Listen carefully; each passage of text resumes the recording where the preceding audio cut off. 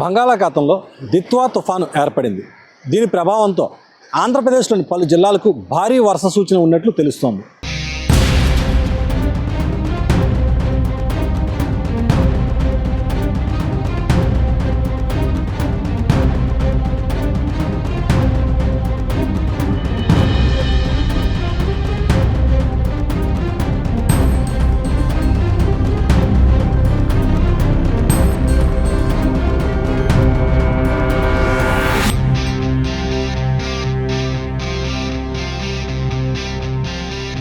ఈ నేపథ్యంలో ముందు జాగ్రత్తలు తీసుకోవాలని ఇప్పటికే వాతావరణ శాఖ హెచ్చరికలు జారీ చేసింది. నైరుతి బంగాళాఖాతానికి ఆనుకుని శ్రీలంక తీరంలో తుఫాను ముప్పు పొంచి ఉంది. ఈ తుఫానుకు యోమెన్ దేశం దిత్వాగా నామకరణం చేసింది. యోమెన్ దేశంలోని ప్రసిద్ధ జలాశయం దిత్వా లాగూన్ పేరుని ఈ తుఫానుకి పెట్టడం జరిగింది.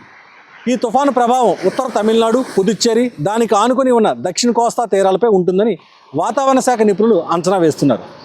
గడిచిన 6 గంటల్లో 17 కిలోమీటర్ల వేగంతో తుఫాను ముందుకు కదులుతోంది. శ్రీలంక, పుదుచ్చేరికి, చెన్నైకి ఆగ్నేయంగా తీరాలలో కొంత దూరంలో కేంద్రీకృతమై ఉంది ఈ తుఫాను.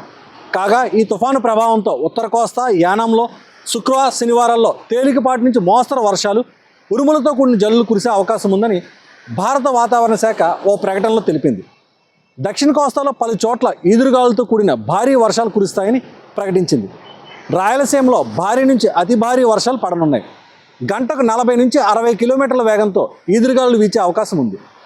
తుఫాన్ నేపథ్యంలో 4 రోజుల పాటు వర్షాలు పడే అవకాశం ఉన్నందున ఆయా జిల్లాల కలెక్టర్లు ముందు జాగ్రత్తలు తీసుకోవాలని ఆంధ్రప్రదేశ్ ప్రభుత్వం ఆదేశించింది. నెల్లూరు, తిరుపతి, అన్నమయ్య, శ్రీ సత్యసాయి, వైఎస్ఆర్ కడప ఇంకా కోస్తా జిల్లాలో వర్షాలు కురిసే అవకాశం ఉంది.